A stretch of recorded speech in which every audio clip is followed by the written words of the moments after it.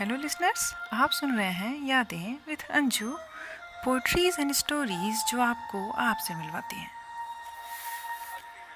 आज की कहानी वो है जो हम सब सुनना ही नहीं चाहते, और जो सुनना चाहते भी हैं उन्हें सरल भाषा में शायद समझाया ही नहीं जाता।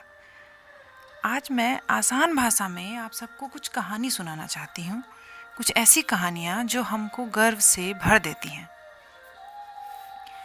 आप सोचेंगे कि आज 15 अगस्त, 26 जनवरी, विजय दिवस, सेना दिवस कुछ तो है नहीं, फिर ये कहानी क्यों? और इसका जवाब यही है कि आज कुछ नहीं है, फिर भी हमको हर दिन इन्हें याद करना ज़रूरी है। ये ऐसी कहानियाँ हैं जिसे हर भारतीय को सुनना, जानना और समझना चाहिए। ये एक युद्ध है, रेजांगला का युद्ध, बैटल ऑफ रेजांगला। लद्दाख के चसूल इलाके में रेजांगला दर्रा है। 1962 में हरियाणा के सैनिकों को 2 दिन के नोटिस में लद्दाख के रेजांगला में अपनी तैनाती देनी थी।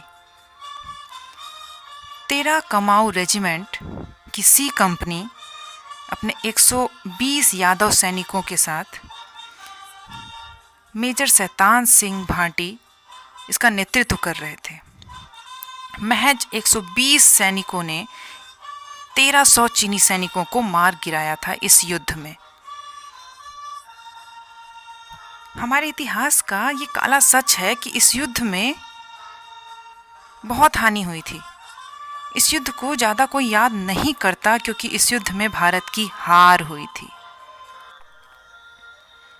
इस युद्ध में भारत के पास सैनिकों और अत्याधुनिक हथियारों की कमी थी, बल्कि चीन अपने सैन्य शक्ति के साथ आधुनिक हथियारों से लैस था।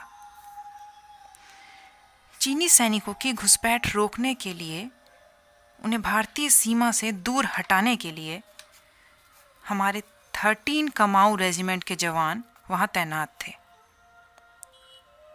उस समय देश में रक्षा बजट में कटौती की गई थी। हमारे सैनिकों के पास उचित आधुनिक हथियार नहीं थे।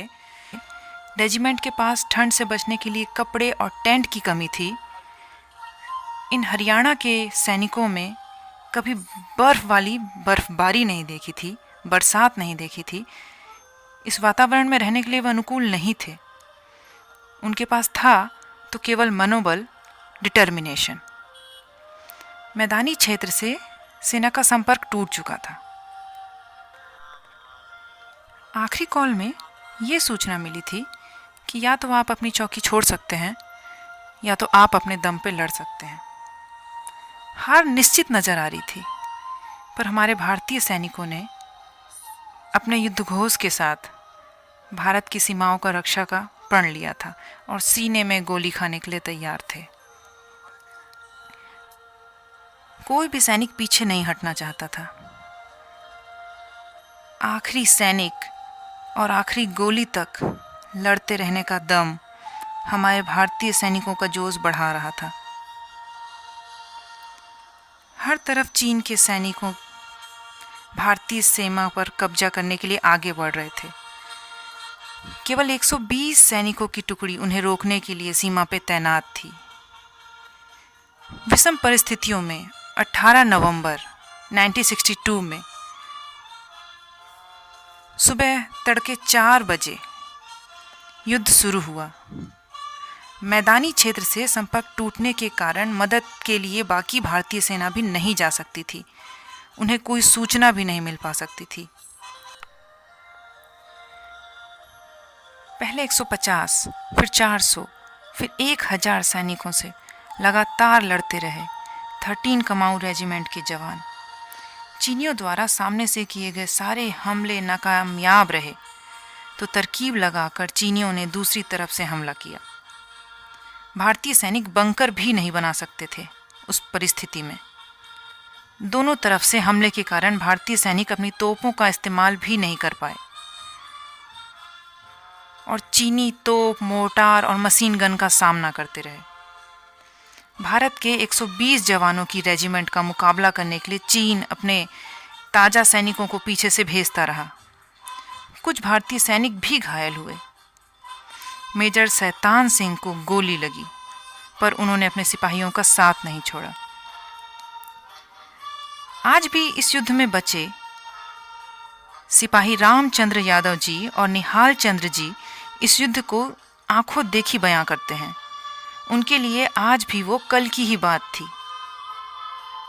मेजर शैतान सिंह को गोली लगने के बाद उन्होंने रामचंद्र यादव से कहा था, मेरा बेल्ट खोल दो। पर रामचंद्र यादव ने जैसे उनके कपड़े में हाथ डाला तो देखा मेजर शैतान सिंह की आंतें बाहर आ रही थीं। फिर भी उनमें जान बाकी थी लड़ने के लिए, अपने देश को बचाने के लिए। भारत के कई सैनिक शहीद हो चुके थे, हथियार खत्म हो चुके थे, उंगलियां जम रही थी बर्फीली हवाओं में। फिर भी बचे हुए सैनिकों ने दुश्मनों का सामना किया। -30 डिग्री की ठंड में दस्ताने भी नहीं मिले थे उन सैनिकों को। रॉ के एक पूर्व अधिकारी ने अपनी बुक में लिखा था, बचे हुए सिपाहियों में से एक सिपाही संग्राम सिंह ने बिना हथियार के एक एक चीनी को गले से पकड़ पकड़ कर पत्थरों पे पटक पटक के मारा था।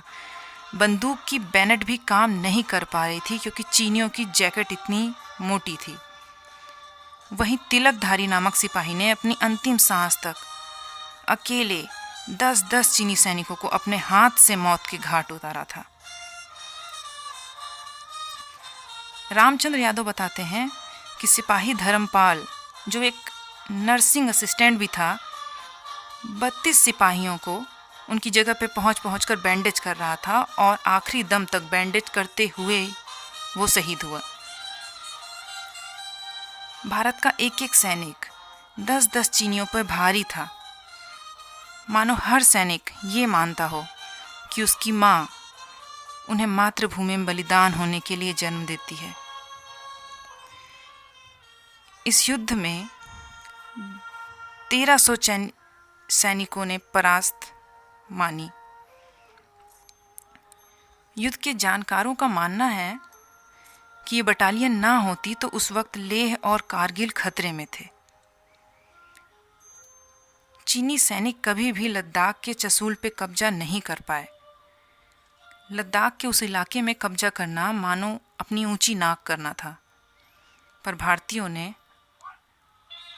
उन्हें कभी ऐसा करने नहीं दिया और वो इलाका आज तक भारत में है। भारतीय युद्ध और परम वीर विजेताओं की स्टोरी लिखने वाली एक ऑथर ने अपनी बुक में इस युद्ध के बारे में विस्तृत वर्णन किया है। हमें इस कहानी को जानना चाहिए। आप रेजांगला के युद्ध को जानना चाहेंगे तो आपको बहुत सी ऐसी बातें पता चलेंगी जो हमें बहुत पहले पता होनी चाहिए थी। मुझे खुद आज ज़िंदगी के इस पड़ाव में इस बारे में पता चला, इसलिए मैं चाहती थी कि आप भी इसे सुने। ये युद्ध सुबह 4:30 बजे शुरू हुआ था।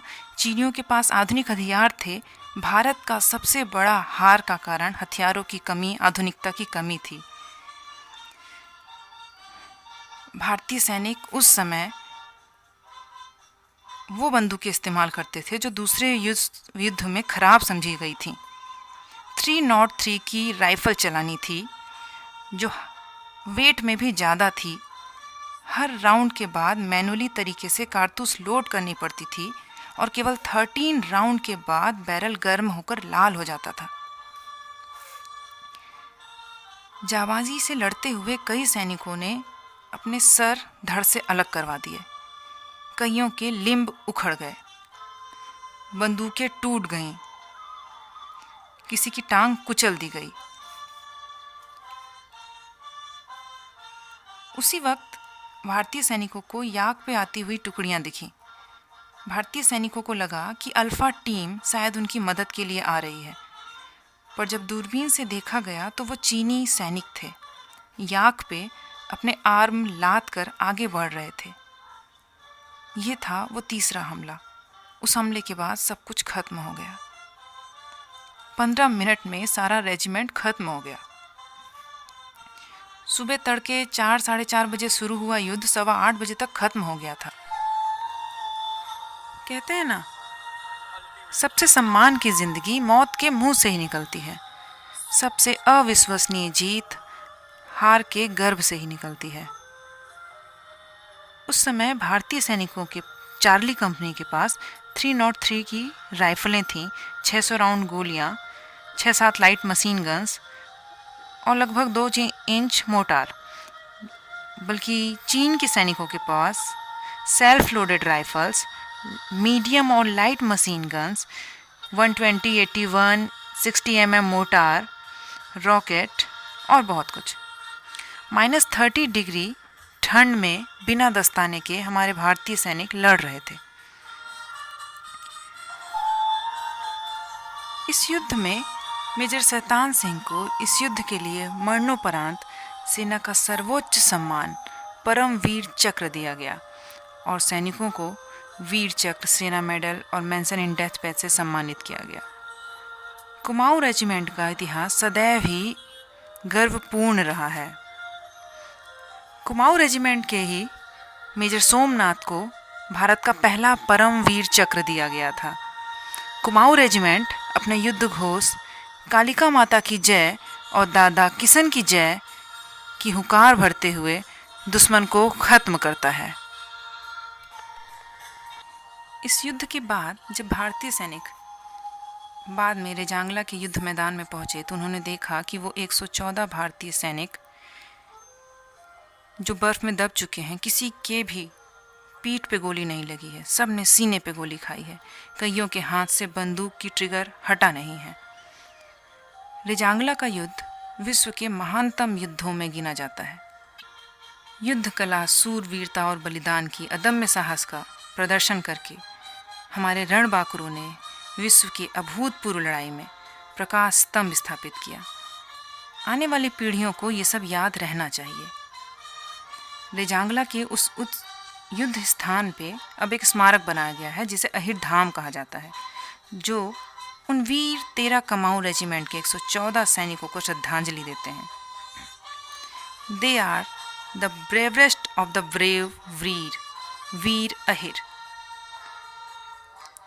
18 नवंबर को जब ये युद्ध चल रहा था, उस वर्ष भारत में दिवाली का त्यौहार था।